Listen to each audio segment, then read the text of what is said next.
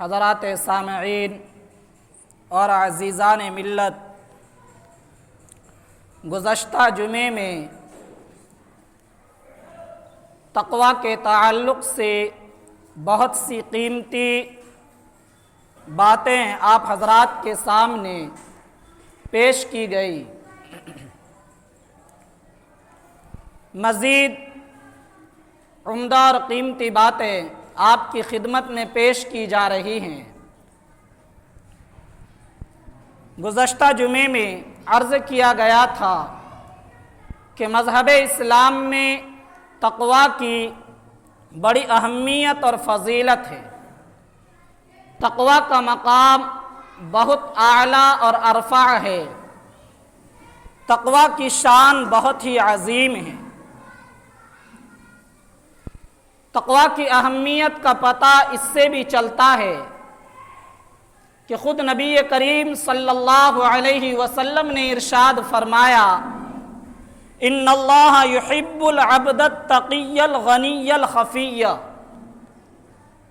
کہ اللہ تبارک و تعالی ایسے بندے سے محبت کرتے ہیں، اس بندے سے پیار کرتے ہیں جو بندہ متقی ہو، مستغنی ہو اور گمنامی کی زندگی بسر کرنے والا ہو۔ اس حدیث کے اندر سرور دو عالم صلی اللہ علیہ وسلم فرما رہے ہیں کہ متقی بندے سے اللہ پیار کرتے ہیں۔ معلوم یہ ہوا کہ تقویٰ اللہ کے ہاں ایک محبوب شے ہے، اسی وجہ سے اللہ تعالی تقویٰ اختیار کرنے والے انسان سے پیار کرتے ہیں، محبت کرتے ہیں۔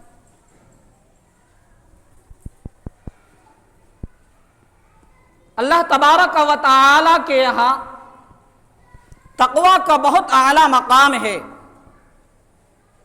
اسی لیے اللہ رب العزت والجلال نے ایک انسان کو دوسرے انسان سے افضل قرار دینے کا پیمانہ تقویٰ کو بنایا ہے۔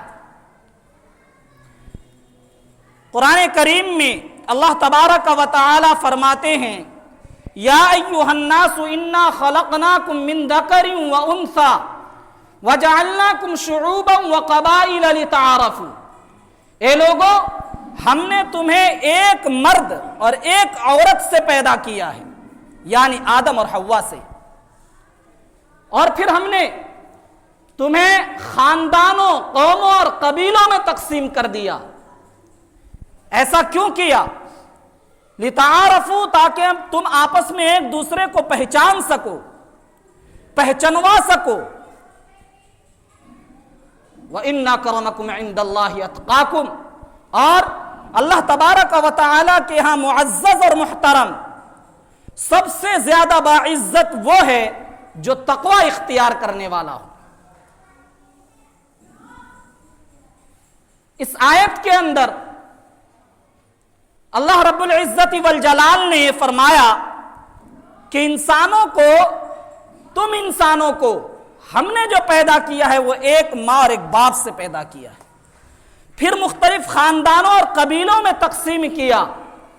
اس تقسیم کرنے کا مقصد یہ نہیں ہے کہ ایک خاندان کے لوگ، ایک قبیلے کے لوگ، ایک برادری کے لوگ دوسری برادری کے لوگ سے اپنے آپ کو افضل جانیں، اپنا مقام، اپنا مرتبہ دوسری برادری کے لوگوں سے ارفع اور اعلیٰ سمجھیں۔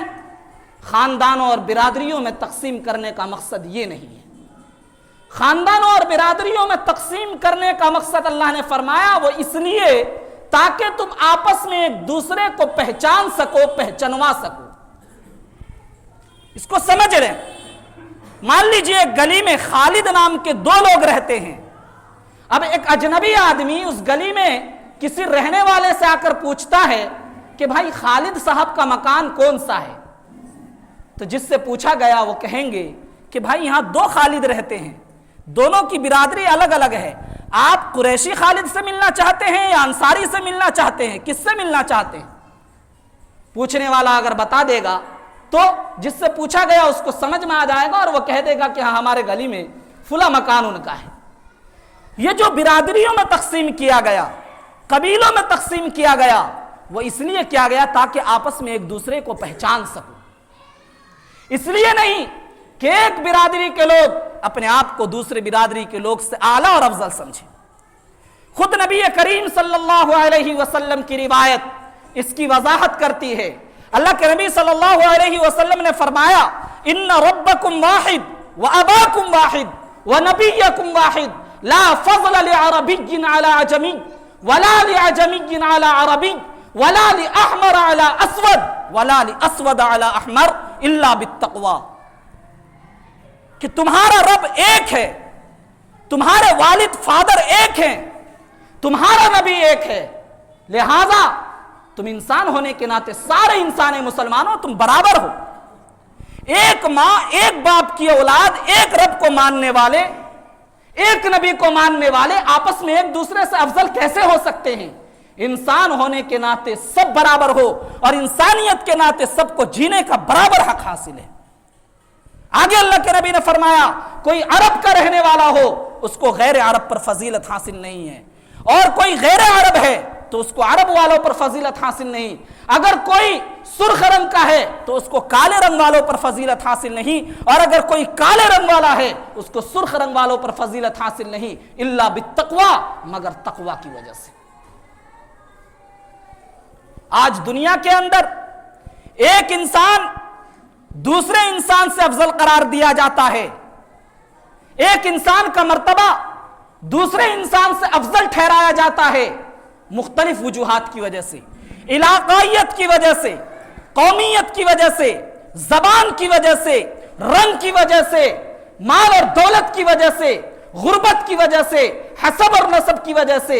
یعنی ایک انسان ایک برادری کا رہنے والا ہے تو اپنی برادری کی وجہ سے دوسری برادری والے پر اپنے کو افضل سمجھتا ہے، کوئی انسان کسی علاقے کا رہنے والا ہے تو اپنے علاقے کی وجہ سے اپنے آپ کو دوسرے علاقے کے لوگوں سے افضل سمجھتا ہے اور دوسرے علاقے کے لوگوں کو گھٹیا سمجھتا ہے۔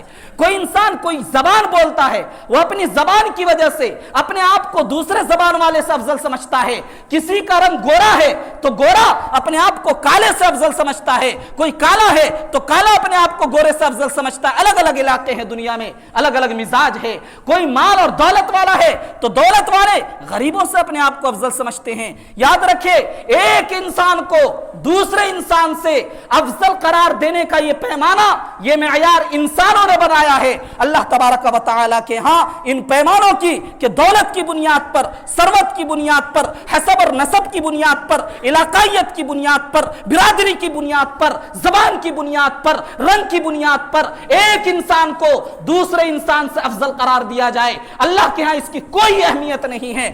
آپ خود بتائیں کیا اللہ کے ہاں اگر اس کی اہمیت ہوتی تو اس کی بنیاد پر جنت میں داخلے کا فیصلہ کیا جاتا کہ فلاں انسان فلاں برادری کا رہنے والا ہے لہذا وہ افضل ہے، اس لیے اس کو جنت میں داخل کیا جائے اس لیے کہ وہ اس برادری کے رہنے والے ہیں۔ فلاں دولت والا ہے، مال والا ہے، اس کی دولت کی بنیاد پر اس کو جنت میں داخل کر دیا جائے۔ فلاں غریب ہے، اس کی غربت کی بنیاد پر اس کو جنت میں داخل کر دیا جائے۔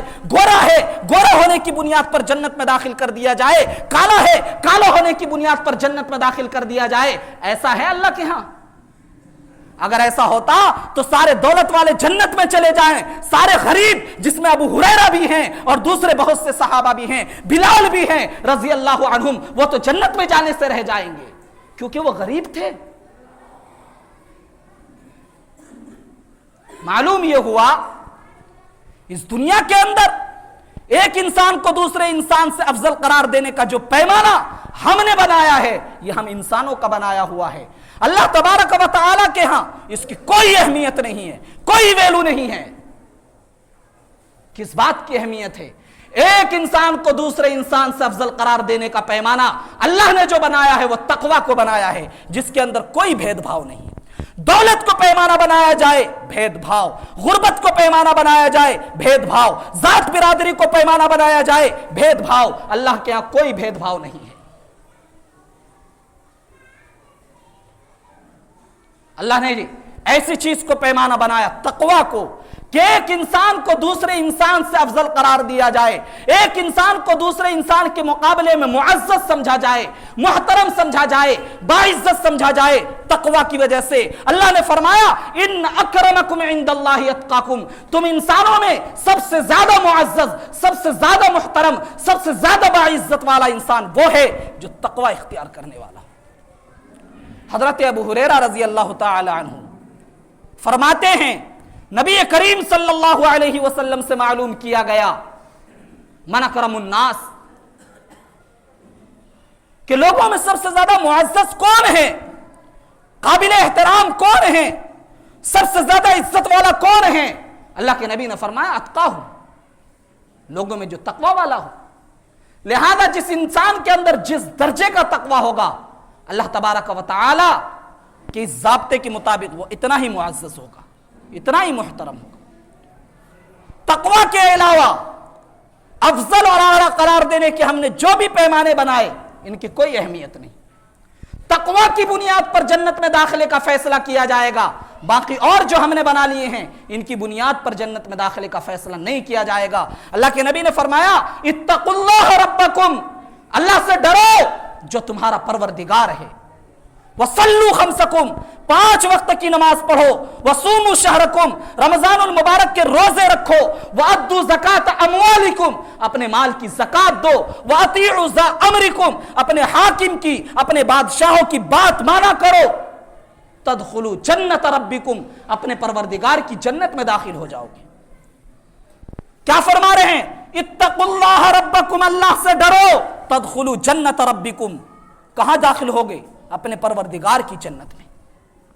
معلوم ہوا تقوی ایک ایسی چیز ہے جس کی وجہ سے کل قیامت کے دن لوگ جنت میں داخل کیے جائیں گے۔ ایک اور روایت ہے، حضرت ابو ہریرہ رضی اللہ تعالی عنہ فرماتے ہیں سئل رسول اللہ صلی اللہ علیہ وسلم عن اکثر ما يدخل الناس الجنہ، نبی کریم صلی اللہ علیہ وسلم سے پوچھا گیا اے اللہ کے رسول وہ کون سی چیز ہے، وہ کون کون سے اعمال ہیں جن اعمال کی وجہ سے لوگ کثرت سے جنت میں داخل کیے جائیں گے؟ سرور دو عالم صلی اللہ علیہ وسلم نے فرمایا تقوی اللہ و حسن الخلق، کہ تقوی اور اچھے اخلاق، جس آج مسلمانوں نے بھلا دیا۔ وہ عمل جس کی وجہ سے کل قیامت کے دن لوگ کثرت سے جنت میں داخل کیے جائیں گے، وہ عمل تقوی اور حسن اخلاق ہے۔ وسئل رسول اللہ صلی اللہ علیہ وسلم عن اکثر ما يدخل النار، اور اللہ کے نبی صلی اللہ علیہ وسلم سے دریافت کیا گیا اے اللہ کے نبی وہ کون سی چیز ہے جس کی وجہ سے لوگ زیادتی کے ساتھ، کثرت کے ساتھ جہنم میں داخل ہوں گے؟ سرور دو عالم صلی اللہ علیہ وسلم نے فرمایا الفم والفرج، منہ یعنی زبان اور شرمگاہ، زبان کنٹرول میں رکھنا چاہیے۔ کل قیامت کے دن بہت سے لوگ جہنم میں اس لیے داخل کیے جائیں گے کہ دنیا میں وہ اپنی زبان احتیاط سے استعمال نہیں کرتے تھے۔ جہنم میں زیادہ انسانوں کو لے جانے والی یہ زبان اور شرمگاہ ہے۔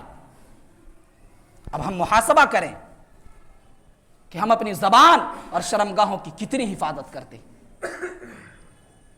اور ایک اور نبی کریم صلی اللہ علیہ وسلم، ان دونوں روایتوں سے معلوم ہوا کہ جنت میں لے جانے والے اعمال تقوی اور حسن اخلاق ہے، اور جہنم میں لے جانے والی چیز زبان اور شرمگاہ ہے۔ لہذا ان کاموں کو کرنا چاہیے جو انسان کو جنت میں لے جانے والا۔ تقوی کیا ہے؟ تقوی کی حقیقت کیا ہے؟ حضرت ابو ہریرہ رضی اللہ تعالیٰ عنہ کی روایت ہے، ان سے معلوم کیا گیا تقوی کیا ہے۔ جس نے پوچھا حضرت ابو ہریرہ رضی اللہ تعالیٰ عنہ نے فرمایا کیا آپ کا کسی ایسے راستے سے گزر ہوا جو کانٹے والا ہو؟ کسی خاردار راستے سے، کانٹے والے راستے سے گزر ہوا؟ پوچھنے والے نے کہا ہاں ہمارا گزر ہوا ایسے راستے سے۔ حضرت ابو ہریرہ رضی اللہ تعالیٰ عنہ نے فرمایا اس راستے سے آپ کیسے جاتے ہیں؟ تو انہوں نے کہا کہ پوری کوشش کرتے ہیں اس کی کہ کانٹا کپڑوں میں اور جسم میں لگنے نہ پائے، یعنی کپڑا بالکل سمیٹ لیتے ہیں، کہیں چھلانگ لگانے کی ضرورت پڑتی ہے جھاڑیوں کو تو چھلانگ بھی لگا لیتے ہیں تاکہ کانٹے سے بچ جائیں۔ حضرت ابو ہریرہ رضی اللہ تعالیٰ عنہ نے فرمایا اسی کا نام تقوی ہے۔ دنیا کے یہ گناہ، یہ منکرات، خدا کی یہ نافرمانیاں، یہ کانٹے ہیں. جس طرح اس راستے سے جس میں کانٹے ہوں، اچھل کر کود کر کپڑوں کو سمیٹ کر اپنے آپ کو بچا کر چلتے ہو، اسی طرح گناہوں سے اپنے آپ کو سمیٹ کر چھپا کر بچا کر چلا کرو. اسی احتیاط کی زندگی گزارنے کا نام تقوی ہے. حضرت عبداللہ ابن عمر رضی اللہ تعالی عنہ اپنے ساتھیوں کے ساتھ سفر میں جا رہے ہیں. چلتے چلتے صحرا آ گیا، جنگل کا علاقہ آ گیا، بھوک لگی، کھانا کھانے کے لیے بیٹھ جاتے ہیں. گرمی بہت تیز تھی. جب وہ کھانے کے لیے بیٹھتے ہیں تو ایک چرواہا، بکری چرانے والا وہاں سے گزرتا ہے. حضرت عبداللہ ابن عمر رضی اللہ تعالیٰ عنہ اس کو کھانے پر بلاتے ہیں، دعوت دیتے ہیں، آ جاؤ کھانا کھا لو. وہ چرواہا کہتا ہے کہ میرا روزہ ہے. حضرت عبداللہ ابن عمر رضی اللہ تعالیٰ عنہ کو یہ سن کر بڑی حیرت ہوتی ہے. اتنی تیز گرمی، جنگل کا یہ علاقہ، اور خدا کا یہ بندہ روزہ ہے. پوچھا تم روزے سے کیوں ہو؟ کہا بس اپنے مولا کو راضی کرنے کے لیے روزے سے رہتا ہوں. حضرت عبداللہ ابن عمر رضی اللہ تعالیٰ عنہ سمجھ گئے کہ یہ بہت پہنچا ہوا انسان ہے، بہت نیک انسان ہے.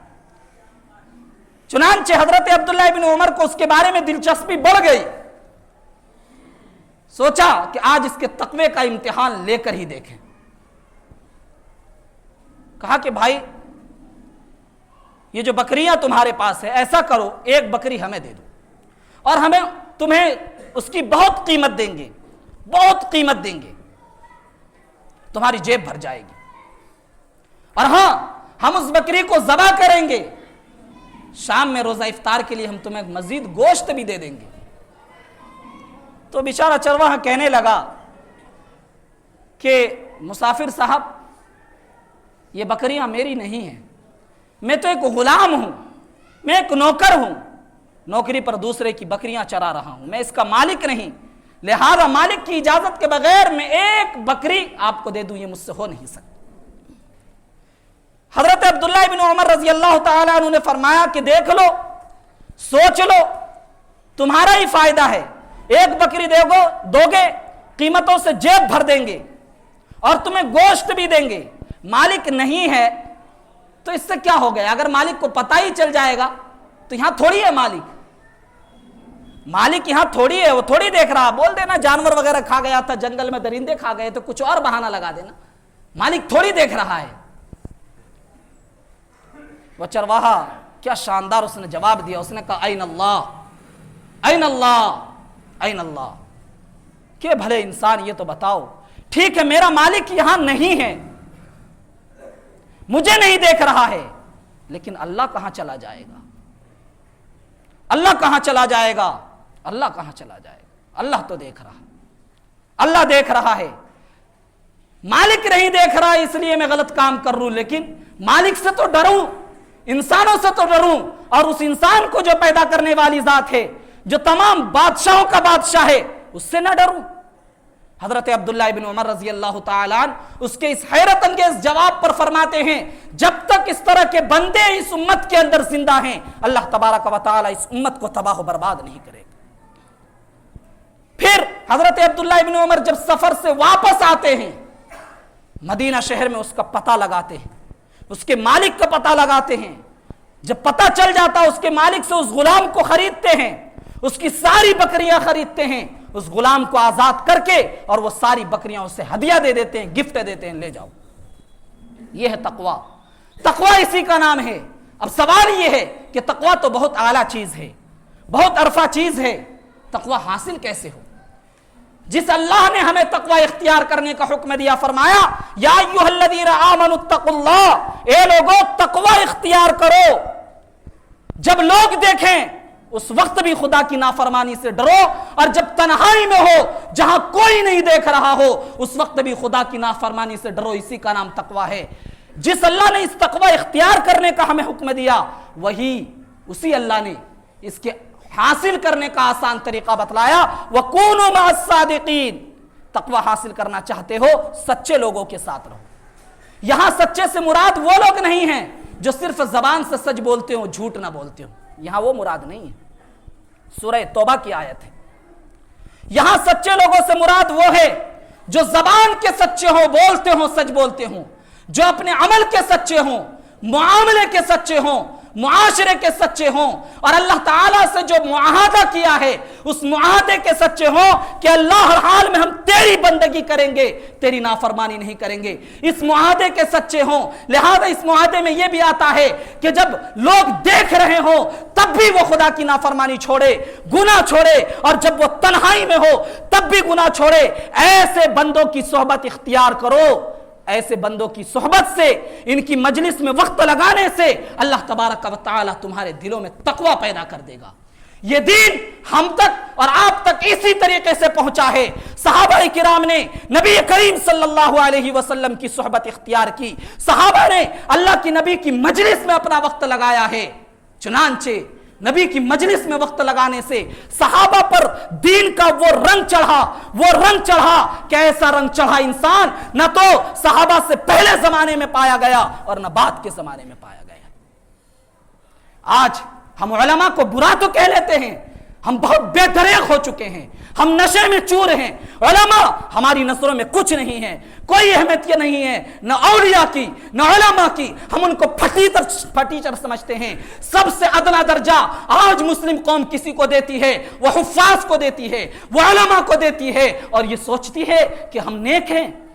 تقوی کے بغیر ہم اور آپ نیک نہیں بن سکتے. اور یاد رکھیے، ان علماء کے بغیر، ان اولیاء کے بغیر، ان حفاظ کے بغیر، ان اہل اللہ کے بغیر تقوی حاصل کرنا چاہے، اللہ کا کوئی معزز بننا چاہے، محترم بننا چاہے، پاسبل نہیں ہے، بہت مشکل ہے. اللہ تبارک و تعالی ہم سب کو صحیح سمجھ عطا فرمائے. وآخر دعوانا الحمدللہ.